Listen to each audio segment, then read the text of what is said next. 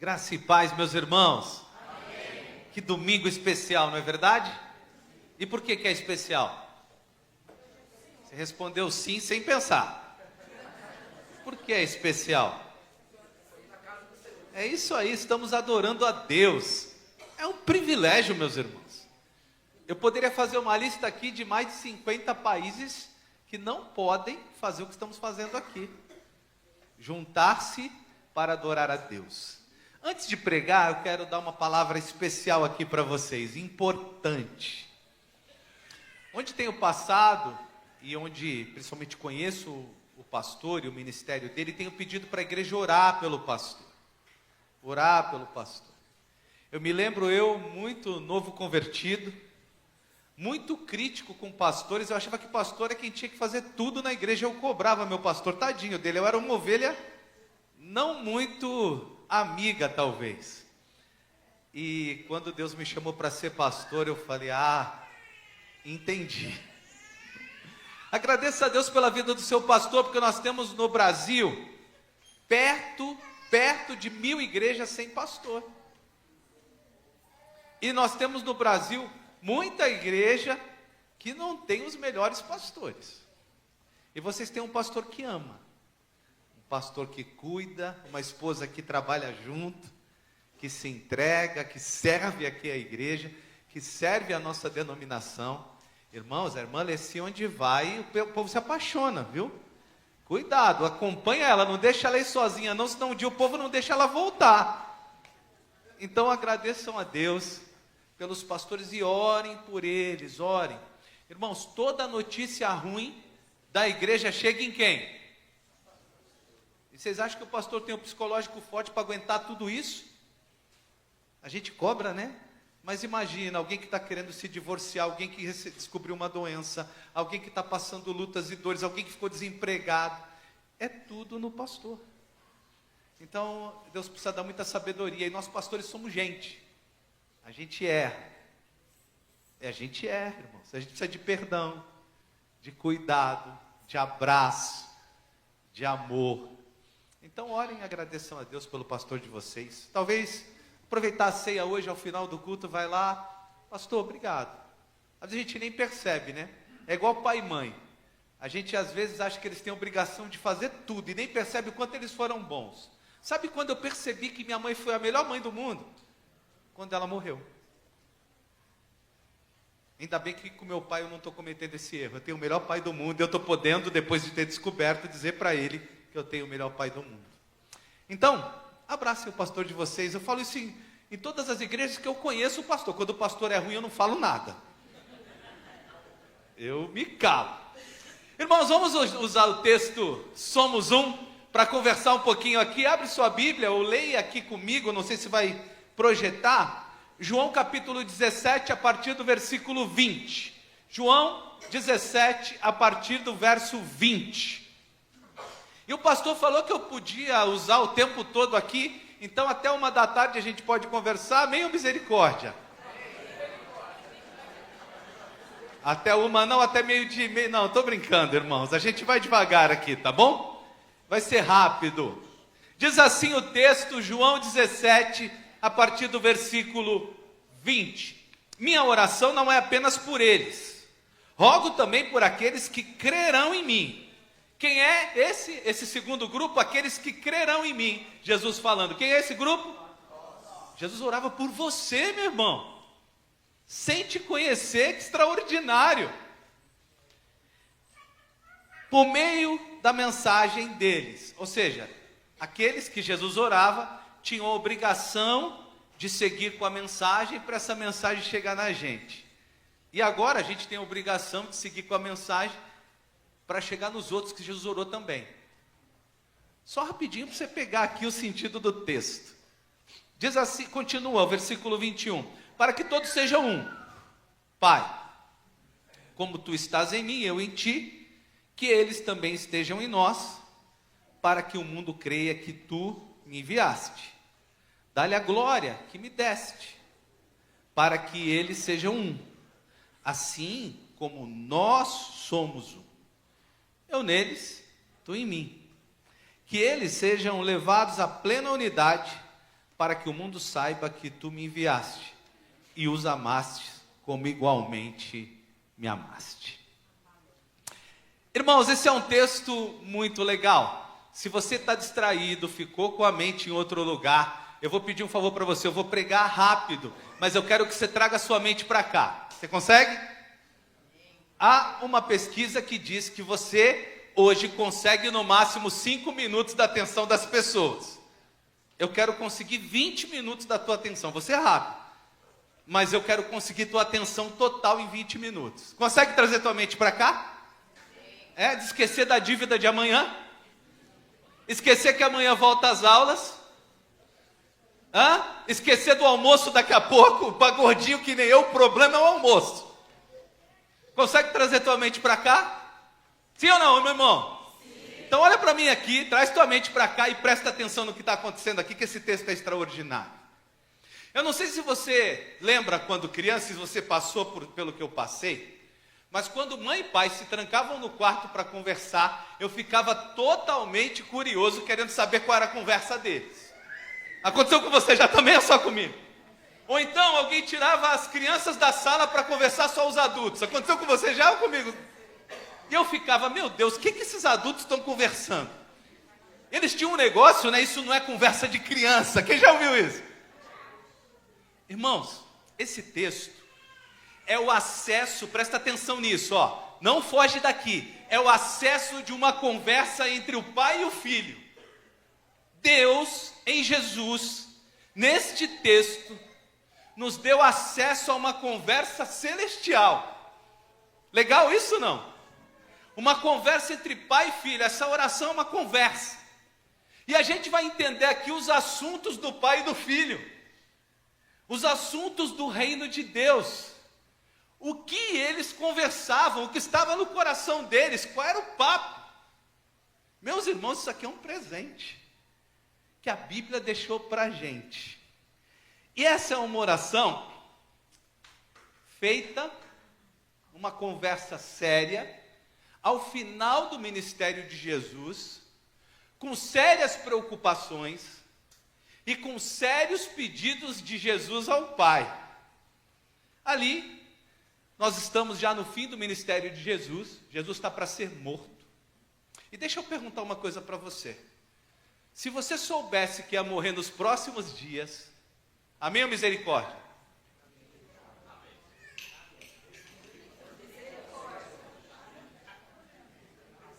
A gente é meio bipolar, o crente. Ele quer ir para o céu, mas não quer morrer. Mas peraí, tudo bem, vamos voltar aqui. Se você soubesse que iria morrer nos próximos dias... eu fiz você ficar agitado agora. Agora volta. Que tipo de conversa você teria? Escreveria cartas importantes para alguém? O que permearia as tuas conversas? A gente falaria das coisas mais importantes, não é verdade? Concordam comigo? A gente falaria das coisas necessárias. A gente falaria de um legado que a gente quer deixar aqui. Eu ia puxar a orelha dos meus 3 filhos até o dia da morte, ia falar, você não erre nisso, você não erre naquilo. Você ia fazer isso também, né? Nós pais somos terríveis. Eu tenho 3 lá em casa, um de 20, um de 18 e uma de 11, fez aniversário ontem. Mas voltando, essa é uma conversa celestial, perto da morte de Jesus, em que Jesus está falando de temas importantíssimos, olhando para situações importantíssimas. E eu quero passar rápido por essas situações e chegar no tema unidade com você, ok? Dos meus 20 minutos eu já gastei quanto? 5 ou 1? Estou falando? 5, então eu tenho mais 15. Deixa eu ver que horas, quem me ajuda? 10 e 15, eu tenho até 10 e meia, tá bom? Então fica aqui, eu vou usar o tempo rápido, mas eu preciso da tua mente aqui comigo. Jesus ora pela nossa salvação. Ora e garante a nossa salvação. Os versículos 1 a 5, ele fala disso com o Pai. Imagine, Jesus morrendo, ele não fala assim, Pai, me livre da morte, nem Pai, estou preocupado com a morte neste momento. Outro momento ele fala lá no Getsemane, ele começa a conversar sobre a gente e sobre a nossa salvação. E dá umas pistas muito legais nessa conversa.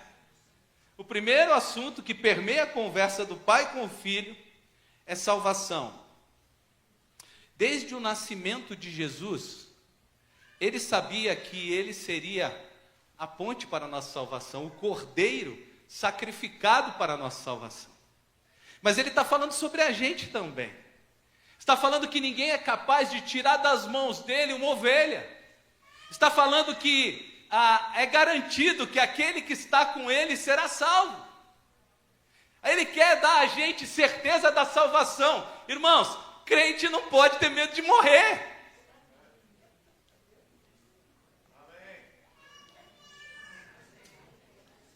Um dia eu preguei esse sermão e o irmão morreu na semana, falaram que eu gorei o irmão. Não é nada disso, viu? Mas crente não pode ter medo de morrer. Na verdade, eu vou mudar, tá? Para não ficar tão pesado. Crente não pode ter medo de inferno. Ficou melhor agora. Ele tem que ter certeza que na morte ele estará com Cristo. Esse texto é uma garantia de Jesus, uma promissória dele assinada, que aqueles que morrerão com ele, viverão com ele. Ele está falando sobre salvação com o Pai, sobre essa segurança da salvação, versículos 6 a 14. Olha aqui, Jesus 7 vezes, irmãos, vejam que eu fiz a lição de casa e li o texto e contei. 7 vezes Jesus afirmou que os discípulos lhe foram dados pelo Pai, eram deles, se foram dados pelo Pai. E para eles terem tranquilidade, apesar da dor, da tristeza, do sofrimento. Mas é estranho para mim que nesses versículos há alguém citado. Jesus diz, tem um que não vai ser salvo. Tem um que não vai estar no céu. Deixa eu fazer uma pergunta. Você tem certeza que você vai estar no céu? Porque quando a gente pensa que tem um que não vai estar no céu, a gente sempre pensa no outro. Mas Jesus fala aqui de Judas. E Judas, quero ver se tem gente aqui da minha idade. Judas era o crente denorex. Tem gente da minha idade aqui? Para quem não é da minha idade, eu vou explicar. Tinha o Reels, antigo Reels, para quem não é da minha idade, eu preciso falar a linguagem deles, em que as pessoas falavam de um shampoo, e eles diziam, esse shampoo é o verdadeiro, o resto é denorex. Não, desculpe, cuidado para não parecer o que não é. Esse é o denorex, ele parece e é. Mas há pessoas na igreja que precisam se atentar para essa oração de Jesus. Porque não basta parecer crente, precisa ser. Não basta parecer. E sabe, meus irmãos, o que aconteceu com a igreja? A igreja, sem perceber, por muito tempo, ela esqueceu de princípios importantes do reino.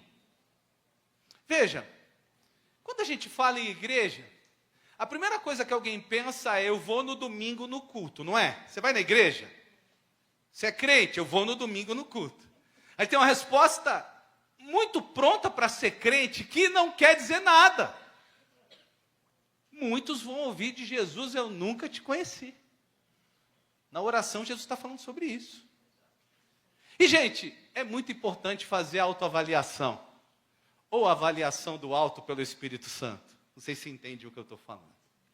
Porque eu cheguei na igreja há exatamente 26 anos atrás. Eu tenho 52. Eu tenho 26 anos de crente e 26 anos de não crente. Agora que cheguei no meio do caminho. Irmãos, e eu comecei o meu discipulado. Eu comecei a ver que os crentes tratavam algumas questões e esqueciam outras. Por exemplo, quase todos os testemunhos que eu via, alguém dizia, olha, eu era do mundo, eu não sou mais. Eu bebia e não bebo mais. Eu falo palavrão, eu falava palavrão e não falo mais. Mas parece que a vida cristã se resume ao estético. Aquele pecado que pode ser visto, a gente atacou. Mas e o pecado que não pode ser visto? E aí eu quero falar de Judas.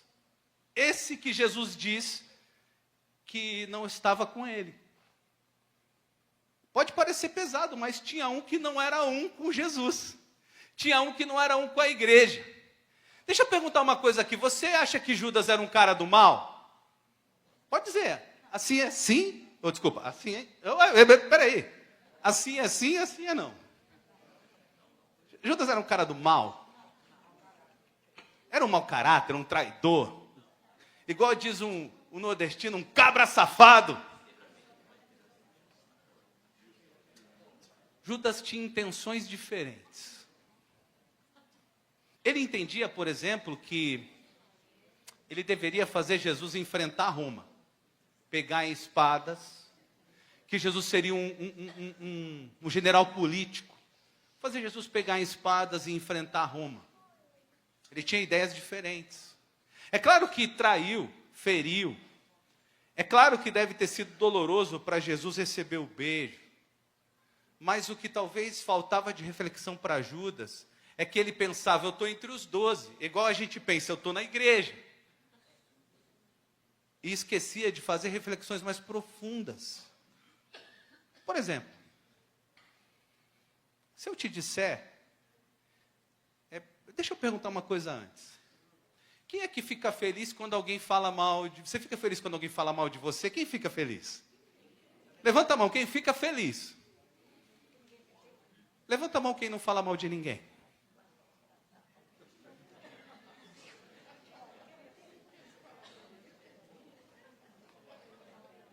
Ninguém levantou a mão, gente. A gente acabou de tomar a ceia.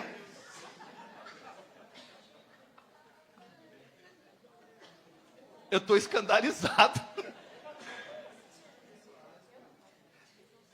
Veja que a gente começou a relativizar pecados, né?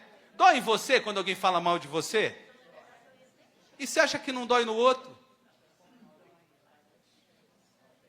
A gente começou a entender que algumas coisas eram pecados e outras não. E aí a gente começou a não tratar. E isso é o tipo de coisa que tem quebrado a unidade. Quer ver uma coisa? Eu sou de uma igreja que a menina ficou grávida antes do casamento e foi excluída. E eu votei contrário, porque ela não foi tratada. Mas tinha um fofoqueiro lá, naquela igreja. Toda igreja tem um, irmãos? Não, é só uma pergunta, eu não estou dizendo nada. Tinha um fofoqueiro lá naquela igreja. Se tem aqui, sai só um pouquinho, que daqui a pouco eu vou confessar um pecado e não pode ter fofoqueiro aqui. Sai só um pouquinho, não tem problema. Eu não vou te julgar, porque eu tenho meus pecados também. Mas tinha um fofoqueiro lá naquela igreja que destruiu gente, pastor, destruiu um casamento com fofoca. Ele inventou que uma pessoa tinha uma amante, o casamento acabou. E nunca ninguém tratou. Ser um com Deus é lutar contra tudo aquilo que não vem de Deus. E a gente precisa fazer essa avaliação. A gente precisa conversar sobre isso. Quando você olha para a sua vida, você não percebe coisas que tem que mudar?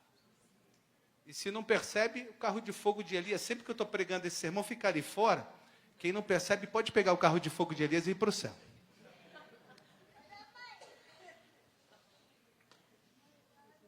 Unidade. Para que tenha unidade, eu preciso lutar contra o eu.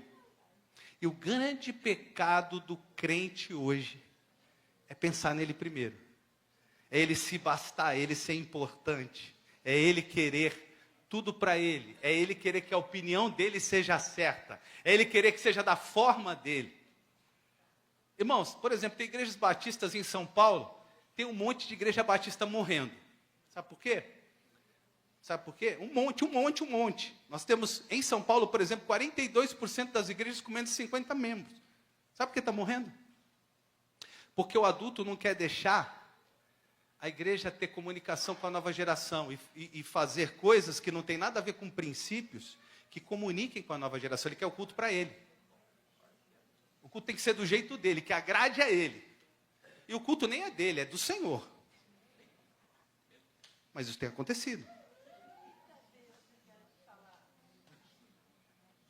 Então, Jesus ora por unidade, Mas ele dá um alerta aqui. Tinha um camarada chamado Judas, que estava entre os 12, que parecia, mas não era.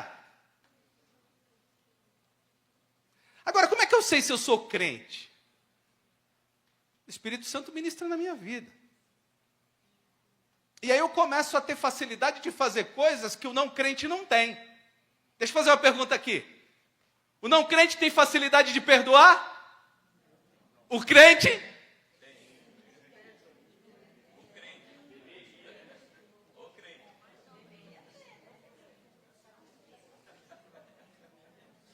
Fazer o coro aqui. Deveria não.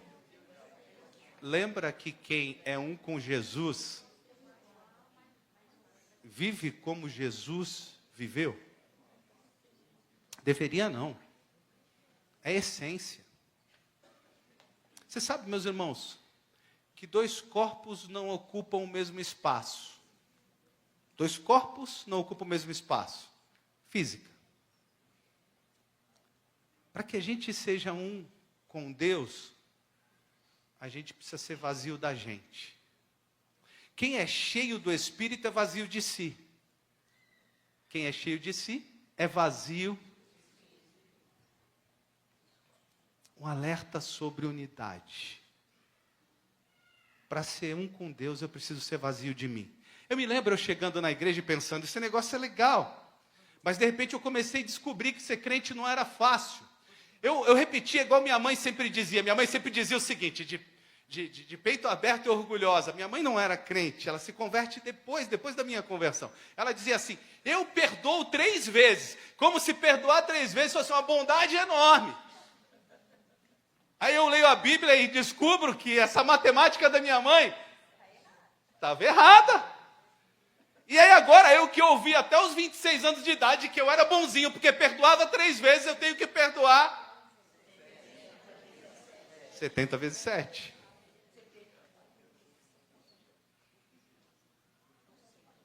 Isso é difícil, mas é ser um com Jesus.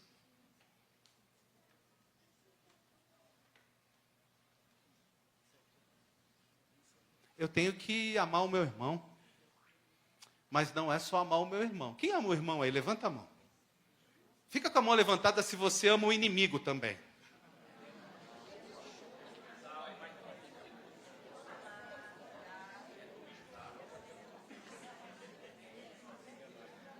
Aí eu leio na Bíblia que é o seguinte, eu sempre dizia assim, eu não vou agredir ninguém, isso eu achava bonzinho, porque eu não agredia ninguém.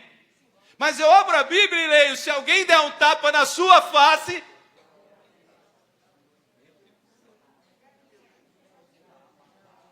e a gente acha que esse sermão é para o outro. Talvez você esteja lembrando de alguém aqui, mas eu estou pregando para você. É para você, meu irmão. E aí eu começo a ver que esse negócio de ser um com Jesus é um desafio extremamente difícil. Mas como eu falei que ia pregar só 20 minutos, meu tempo está acabando, eu vou pular tudo que eu ia falar e vou na aplicação do texto. Havia um propósito para Jesus fazer essa oração. Havia um propósito da unidade. Há um propósito. Primeiro que, se você pensar, nós somos chamados de corpo. Deixa eu dizer para você, nenhum membro do corpo reage contra o próprio corpo.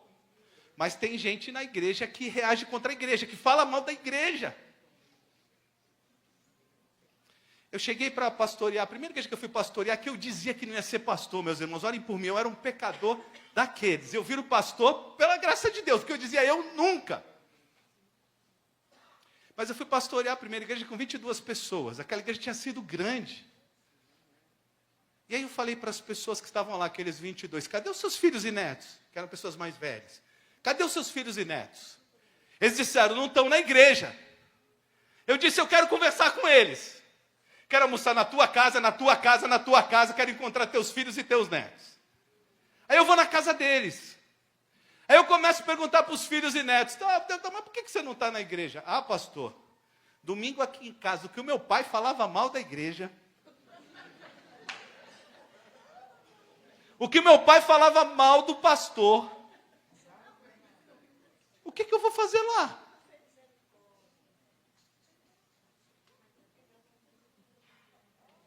Você sabe que quem mais fala mal da igreja é a própria igreja?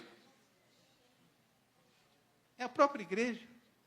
E aí eu já começo dizendo que Jesus quer que nós sejamos um, para fazer o contrário disso. Porque nenhum membro do corpo luta contra o próprio corpo, a não ser quando ele está doente. Um câncer é um elemento de doença do corpo lutando contra o próprio corpo. O membro do corpo luta pelo corpo.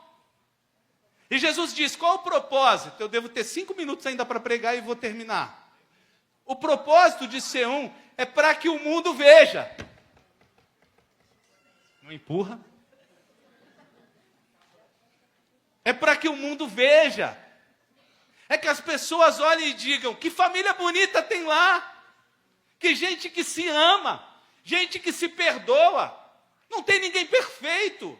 Eu erro, você erra, mas a gente se perdoa. Que gente do bem. Que legal participar desse ambiente, onde as pessoas entendem o pecado do outro, cuidam do pecado do outro, ajudam a sair do pecado e perdoam.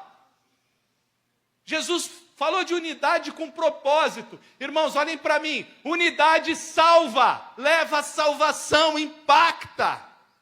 A maioria das pessoas não tem unidade na sua família. Na verdade, hoje a gente não tem unidade em nada, né? Quase. Né? Vamos lá? Vamos pensar. Calvinismo e arminianismo, coisa da igreja, divide. Bolacha e biscoito, já que o pastor é carioca. Divide.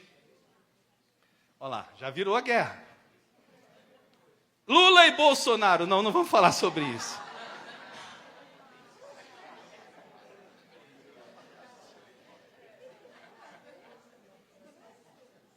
O mundo está polarizado. As pessoas estão posicionadas em opostos. Um pastor uma vez contou uma ilustração que eu gostei demais. Ele disse que um crente viu o outro lutando com o diabo. É uma ilustração, irmãos, não é verdade, é só para ilustrar. E estava lá o crente lutando com o diabo, e espada para lá, espada para cá, o crente com a armadura de Deus, lutando contra o diabo. Outro crente viu e começou a lutar com o diabo também. E os dois juntos lutando com o diabo, e pim, pá, pum. E eles começam a conversar, e aí, irmão, tudo bem, de que igreja você é? Ele diz, Assembleia de Deus. O outro diz, sou batista. Eles começam, pim, pim, pim, os dois esqueceram o diabo.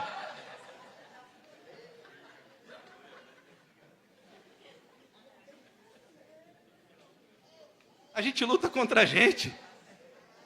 Esquece de lutar contra quem a gente tem que lutar. A unidade. Irmãos, preste atenção aqui que esse é o princípio do texto. Jesus disse, nós precisamos ser um para que o mundo veja. Acabamos de cantar aqui. Para que o mundo veja. Esse mundo está perdido. E se ele tiver motivos para criticar a igreja, as pessoas não sentarão nos nossos bancos. Inclusive eu tenho uma tese. A igreja que consegue ser um, não tem banco vazio. É só uma tese. Não tem banco vazio. Porque as pessoas são atraídas por essa unidade e amor. Não há amor lá no mundo. Não há unidade lá no mundo. Não há cuidado lá no mundo. Não há perdão lá no mundo. No mundo é olho por olho, dente por dente. Aqui a gente consegue que o sangue de Cristo nos lave dos nossos pecados e nos ajude a caminhar juntos. Unidade para cumprir o propósito da evangelização.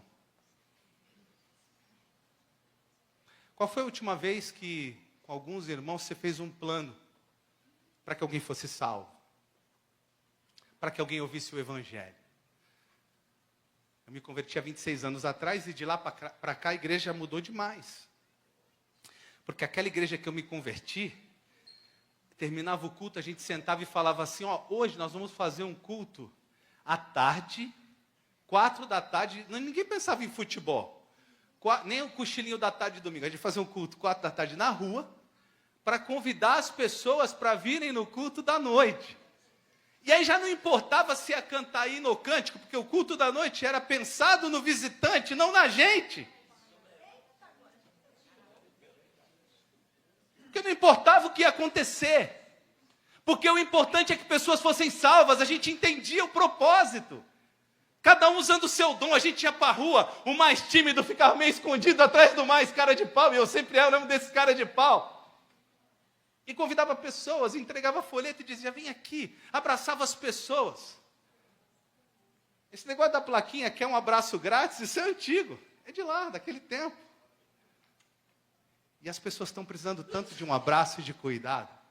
E essa igreja unida cumpria propósito. A gente precisa ser um. Porque eu pregando aqui, passou ali na frente, desse tempo que estou pregando ali, umas 15, 20 pessoas. Provavelmente gente sem Jesus. Provavelmente gente indo para o inferno. E a gente fica aqui discutindo um monte de coisa nada a ver. É como se na nossa frente, eu termino. Quem é bom de imaginação aí? Imagina aqui na nossa frente agora uma piscina muito grande. Consegue? Consegue imaginar? Um monte de gente morrendo afogada nessa piscina. E todos nós em volta. Um monte de gente. E a gente aqui discutindo. Se é cântico, se é hino, se é batista, se é Assembleia de Deus, se é calvinista, se é arminiano, se é Bolsonaro, se é Lula. E as pessoas morrendo sem Jesus. A gente precisa ser um e pular na piscina. Criar estratégia. Como é que a gente salva essas pessoas todas que estão morrendo?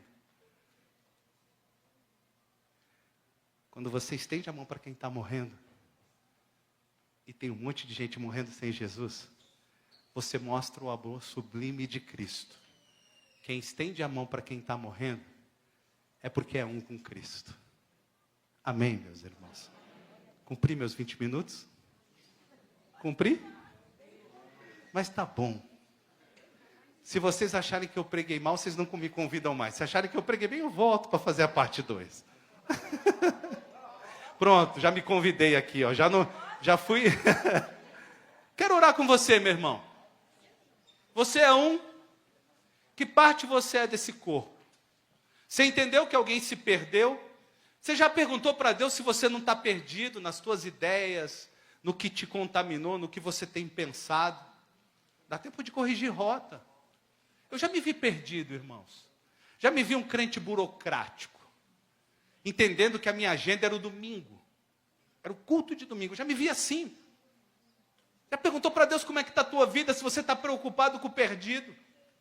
Já perguntou para Deus se você está bem com o teu irmão, se você é um com o teu irmão e se não precisa ter acerto? Acabamos de tomar a ceia. E a gente às vezes vai tomando ceia atrás de ceia sem consertar o que precisa.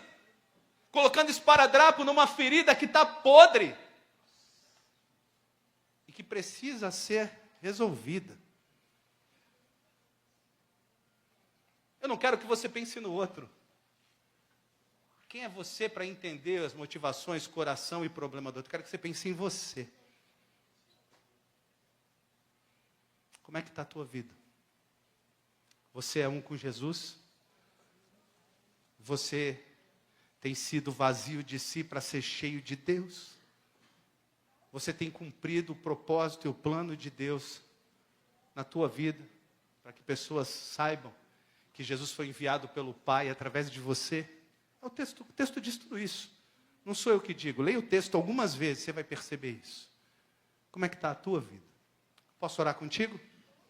Eu vou orar pela minha vida, porque eu preciso melhorar muito ainda. Se você quer orar pela sua vida também, baixa a sua cabeça aí no seu lugar e ore comigo. Ore comigo. Vou fazer mais. Se você quer orar pela sua vida, eu vou orar pela minha. Porque eu preciso resolver questões nessa área que preguei. Fique de pé aí no teu lugar para orar comigo. Você ora por você, eu oro por mim. Você se acerta com Deus e eu também. Você resolve questões aí no teu coração e eu aqui no meu. E a gente sai daqui desafiado a ser um. Um com Deus e um com o irmão. E ungidos pelo Espírito Santo. perdoar o que é necessário, abrir para perdão do que é necessário. Na força do Espírito, achando caminhos para ganhar o perdido, sendo um em propósito, percebendo que a igreja precisa ser bênção na vida de quem está lá fora, quem está aqui dentro já está salvo. Jesus foi buscar o perdido. Foi assim que ele contou a parábola das 100 ovelhas. Foi assim que ele contou a parábola dos 2 filhos. A preocupação com o perdido. Posso orar com você agora? Abra teu coração. Obrigado, Senhor, pela rica oportunidade que o Senhor nos dá nessa manhã. E por esse texto tão forte. Eu me assusto quando nesse texto de unidade o Senhor cita alguém que não estava em unidade. O Senhor cita Judas. O Senhor fala que ele se perdeu porque ele não era um. Tenha misericórdia da minha vida e não me deixe me enganar. Que eu seja um contigo. Que eu perceba os meus pecados e corrija. Que eu melhore, que eu cresça. Que teu Espírito me conduza, que as verdades do Evangelho que são tão duras, sejam o meu objetivo e não o meu eu, o meu orgulho e qualquer outra coisa. Oro por mim. Mas peço que o Senhor toque a vida de cada irmão que está orando por si aqui também nessa manhã. Ajude-nos, Pai, a ser a tua igreja tão linda, salva por ti, tão especial, cumprindo o teu propósito e plano. E que sejamos um para a glória do teu nome. É o que eu oro e agradeço. Amém. Irmão, irmã, Deus abençoe tua vida. E te ajude. E te ajude. Eu tenho uma pulseirinha aqui que eu uso. Ela está escrita, eu sou o terceiro. Eu li um livro há 15 anos atrás com esse tema. Mário Simões, eu sou o terceiro. Deus em primeiro lugar. Tudo que eu vou fazer eu preciso lembrar, Deus é o primeiro.